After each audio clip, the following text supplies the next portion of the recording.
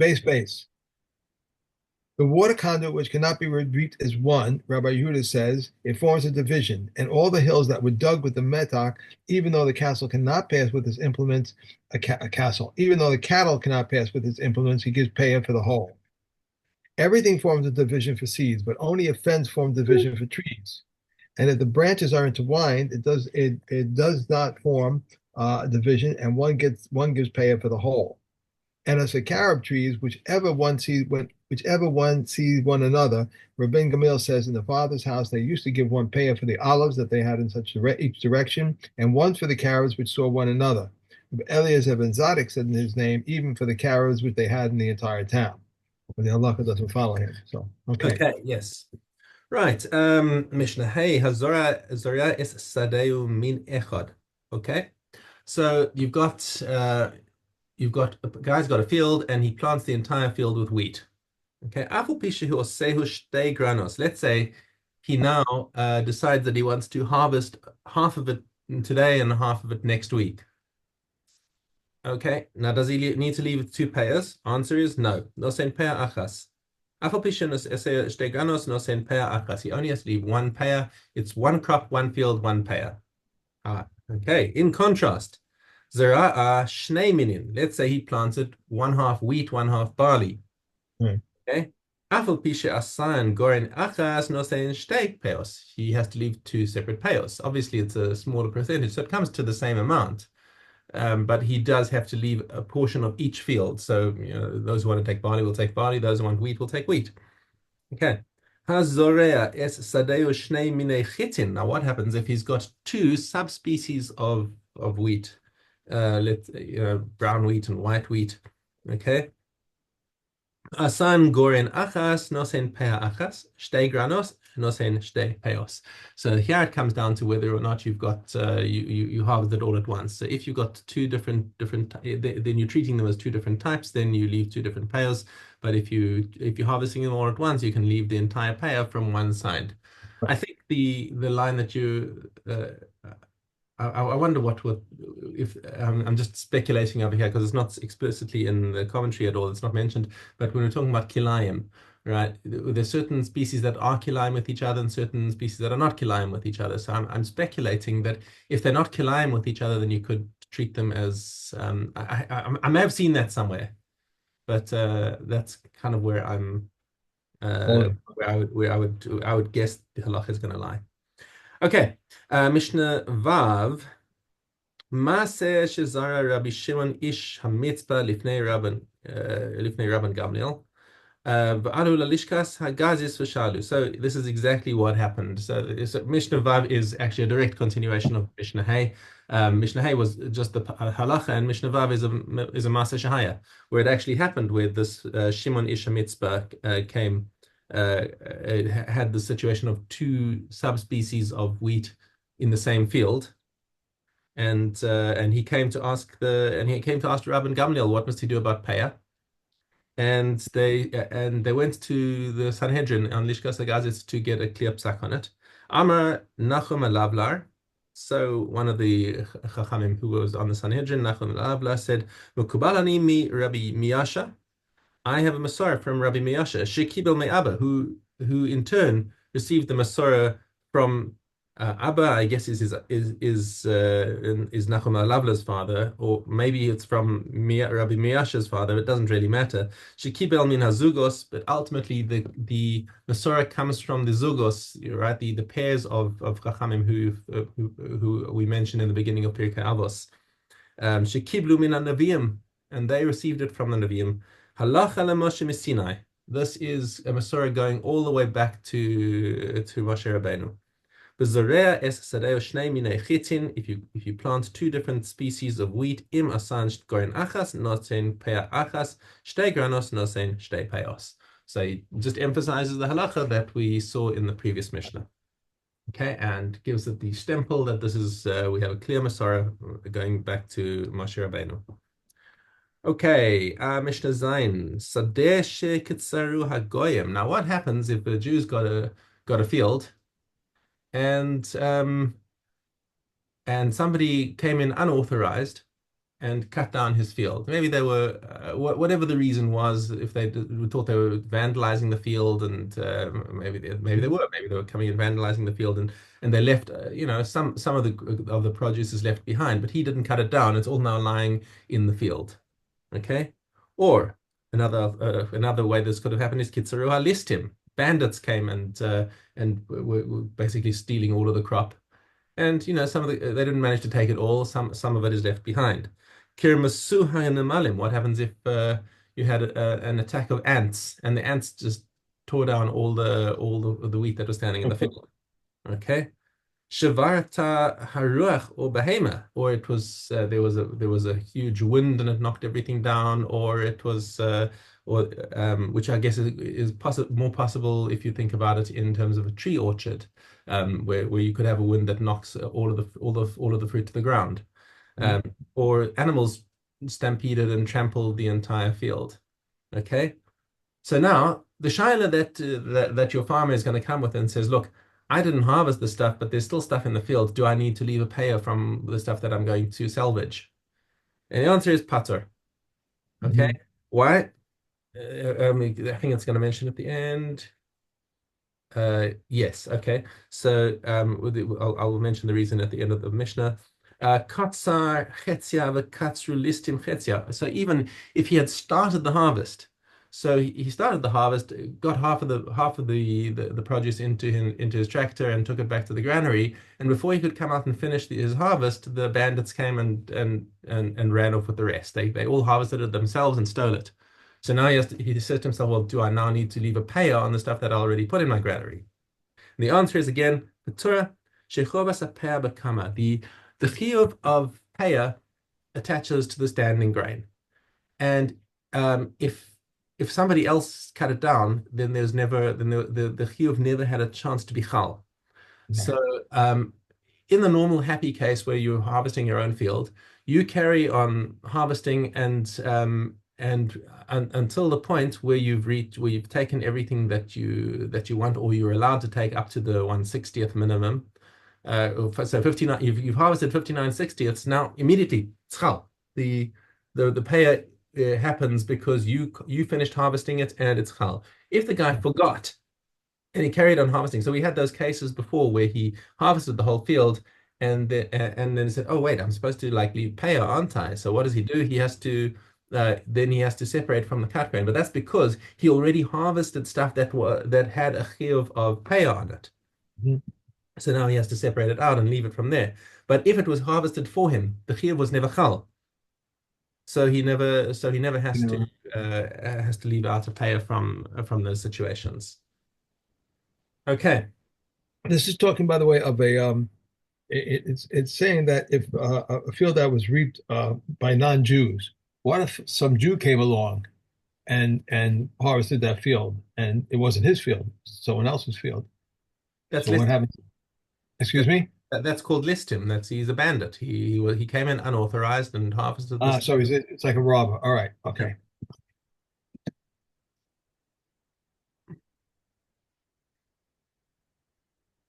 Um, two groups, Brachas, Zion, hey. Two groups eating in the same house may join together for Zimun as long as they see each other, and if not, these conduct their Zimun alone, and so do the others. One may not recite the blessing over wine until he has added water to. These are the words of Eliezer, but the sages say one may recite the blessing. These are the points between Beit Shammai and Beis Hillel concerning meals. Beit Shammai says one recites the blessing over the day, and afterwards the blessing over the wine, and Beis Hillel says one blesses over the wine, and afterwards the day. Beis Shammai says they wash their hands and afterwards mix the cup of wine, and Beis Hillel says they mix the cup of wine and then wash their hands. Okay. And Diane. Okay. Aleph Dalet. If one rinsed utensils in the water, or if he scrubbed measures with the water, it is invalid. However, if he rinsed it in the water, utensils that were already rinsed or that were new, the water is valid. Rabbi Yossi invalidates the water in the case of new utensils. If he used the water for any manner of work, or if he soaked it in his bread, it is invalid. Shimon the Timonite says if he intended to soak it in this water and it fell into a different water, it is valid. If ink, gum, or copper is fell into the water and its color changed, it's invalid. And nothing can protect foodstuff from attracting tumor from an earthenware vessel except vessels. Regarding water that became unfit for an animal to drink, if it is in vessels, it is invalid, but if it's in the ground, it is valid. Um, One pours onto the hands of a friend from his own cupped hands because we not draw water from Hold, Mekatas. hold on, No, hold on, hold on, hold on, hold on. I've lost track of where we are. no, Uh, it was my fault. I turned the page the wrong way because I just finished the other one. So sorry. The Gimel. Regarding water that became unfit for an animal to drink, if it is in vessels, it is invalid. But if it is in the ground, it is valid. If ink, gum, or coppers fell Hold on, into the hold on, hold on. vessel, We're not even doing Gimel. We started with Dalid. We want to go into Hay. all right, that's because I turned the pages. Okay. Sorry. All right. Hey. Okay. The water into which the baker drips the rolls is invalid, but if he rinses his hands in it, it is valid. Everyone is qualified to pour water on hands, even a deaf, mute, an imbecile, or a minor. One may place a barrel between his knees and wash his hands from it, and one may turn a barrel on its side and wash his hands from it, and an ape may pour water over the hands. Rabbi Yossi invalidates the Natila in this last two cases. If one washes one hand with a single rinse, his hand is tahor. But if it regards two hands with a single rinse, Reb Meir rules a tameh unless he washes them with a revius of water. If a loaf of truma fell into the water, it is tahor. And Reb Yossi rules it tameh. Okay. Okay, sorry about Let's that. go to Toros. No worries. Toros Yod Dalid. One who places grapes taken from the baskets and from the expanse on the ground on to the wine press. Beit Shammai says he must put them in the wine press with hands that are tahor, and if he puts them in with the wine press with hands that are tameh, he has rendered the grapes tameh.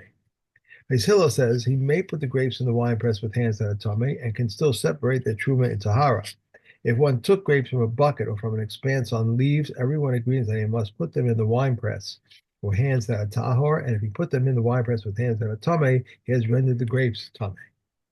One who eats grapes taken from baskets and from an expanse on the ground, even if the grapes are cracked and their juice is dripping onto the wine press, their wine press is tahor.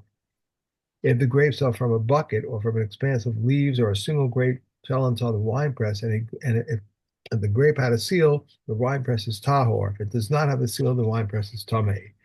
If a cluster of grapes fell from him and pressed them on an empty place on the wine press, if the cluster consists precisely of the volume of an egg, the wine press is tahor. If the cluster consists of more than a volume of an egg, the wine press is tameh. For as soon as the first drop of juice came out, it was rendered tameh by the volume of an egg. If someone was standing and talking on the rim of a pit of wine, and saliva spurted out of his mouth, and there was a doubt whether the saliva reached the pit or did not reach it, the uncertainty is ruled tahor.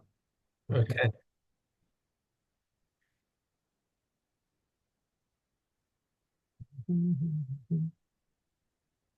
Midos. Dalad base. The great gate had two minor doorways, one in the north and one in the south. The one to the south, no man ever entered it. The reason for this is explained by the prophet Ezekiel, as it is stated, Hashem said to me, this gate shall be closed, it shall not be open, a man shall not come through it, because Hashem, the God of Israel, comes through it, it shall be closed. He took the key and opened the minor doorway and entered the cell, and from the cell he went to the Hakel. But Judah says he would walk within the thickness of the Hakel's wall until he found standing between the Hakel's two sets of doors and opened the outer doors from the inside and the inner doors from the outside. 38 cells were there, 15 in the north, 15 in the south, 8 in the west, and those in the north and in the south. 5 cells on top of 5 and 5 on top of them. And those in the west, 3 cells on top of 3 and 2 on top of them. Each cell had 3 openings, one to the cell on the right, and one to the cell on the left, and one to the cell above it. But in the cell, as the northeast corner, were 5 openings, one to the cell on the right, one to the cell above it, one to the winding ramp, and one to the minor doorway, and one to the Hakel. The cells at the bottom level were 5 amos wide, and with the edge was 6 amos. The cells in the middle level were 6 amos wide, and with the ledge was 7. The cells at the top level were 7 amos wide, as was stated. The lowest cell, 5 amos, was its width. The middle one, 6 amos was its width, and the third one, 7 amos was its width. There's something I don't understand about this Mishnayos, and it Yes. was in the class that I had with Rabbi Lublin. It was the same thing. They made this base of Migdash. They made this thing and the Hakel and all that. Where were the directions? We don't have like when the first base of Mikdash was made, the first one, there were specific directions. I think the top should be this much, the cloth should be this, this, and this, and No, the it's not that it should be. It's just that that's what Shlomo did. right. But where did they get these directions of in the first base of Mikdash we had directions. We had the poles, the No, stage should be this far apart, and so no, they forth. didn't. They didn't have any such directions. They had it was all according to you want to call it Ruach HaKodesh maybe, but it was an optional thing. How to build a base of Mikdash. There was no blueprint in the Torah about how to build a base of Mikdash. Hashem was quite happy to have the Mishkan forever. Did we have that one? The first one was in Shiloh that was made with the cloth on top. The Mishkan had Which time, definite right? directions. That Hashem gave directions to Moshe how to build. Okay, Right. and that was Al Pi Hashem. The Beis Hamikdash was completely according to however Shlomo felt inspired. Second Beis Hamikdash was Herod. I mean, after Ezra and everyone built a very simple one at the beginning, and Herod came and refurbished it and made it nice and beautiful. He did a fabulous job. Wonderful. Right. Shkoyach. Right. He wasn't following any divine blueprints. He just did what looked nice, and that's I okay. wonder about that. Because there were no rules. I mean, there were rules about the mizbeach and where the mizbeach had to be. There were rules about the kaddish kadashim and where it had to be. But in terms of the scales and the sizes and where the doors and whatever had to be, no, Okay. All right. all according to the discretion of the architect. Okay. Thank you. Sure. If one exchanges a cow for a donkey, and the calves, and similarly, if one sells his maidservant and she gives birth, this one says it happened before I sold, while this one says it happened after I bought, they divide. If he had two slaves, and one large and one small, and similarly, if he had two fields, one large and one small, the buyer claims he bought the large one, while the other one says that he does not know, he receives the large one. If the seller says he sold the small one, while the other claims he does not know, he receives only the small one. If this one claims it was a large one, while this one claims it was a small one, the seller must swear that he sold the small one. If both say they do not know, they divide.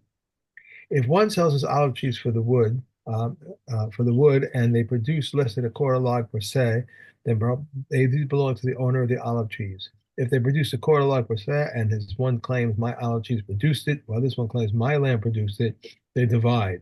If a river washed away his olive trees and placed them in the midst of his neighbor's field, and this one claims the olive trees produced them, while this one claims my land produced them, they divide. If one rents a house to his neighbor, he cannot evict him in the winter. Um, from Sukkot until Pesach, until he gives him notice in the summer, 30 days. In big cities, both in summer and winter, he must give 12 months notice. With stores both in towns and cities, he must give 12 months notice. And Rabbi Shimon Gamaliel says, with bakeries or dye shops, he must give 3 years notice. Okay.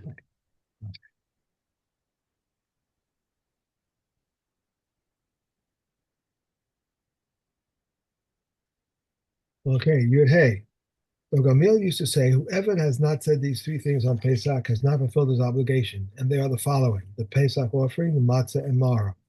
The Pesach offering is offered because the omnipresent one passed over the houses of our ancestors in Egypt. Matzah is eaten because our ancestors redeemed in Egypt. Maror is eaten because the Egyptians embittered the lives of their ancestors in Egypt. In every generation, a man must regard himself as if he had gone out of Egypt, for it is said, and you shall tell your son on that day, saying, for the sake of this Hashem did for me when I went out of Egypt. Therefore, we're obligated to give thanks, to praise the Lord, and glorify, to exalt, to honor, to bless, to extol, to shower a claim upon him. Who performed all these miracles for our ancestors and for us? He brought us forth from slavery to freedom, from sorrow to joy, from mourning to festivity, from darkness to great light, and from servitude to redemption. So let us say before him, Hallelujah. Until where does he recite? Rishamai says, until a joyful mother of children. Priscilla says, until the flint of a spring of water. He concludes the Haggadah with a blessing about redemption. Reb Tarfon says, who redeemed us and redeemed our ancestors from Egypt. And he does not conclude with the final blessing. Rabbi Akiva says, so may Hashem, our God and the God of our ancestors, bring us to future festivals and pilgrimages, which approach us in peace, gladden in the rebuilding of your city, and joyful at your service. May we eat there of the offerings and Pesach sacrifices until blessed are you, Hashem, who has redeemed Israel. Okay. One I more. think One we'll more. finish tomorrow. Tomorrow we'll We finish. we need to design as well. I'm sorry. Uh, they poured him a third cup, and he blesses for his food. A fourth cup, and he completes the Hallel over it and recites a blessing of song over it. Between these cups, if he wishes to drink, he may drink, and between the third and fourth cups, he may not drink. Okay, so tomorrow we're going to finish Psachim and start Shkalim. Shalom. Okay. Yeah. Okay. Thank you so much. Have a great day, and keep. Are you happy about Huckabee, by the way? Oh, He's very. ambassador. Really? Good. Okay. Be well. Bye.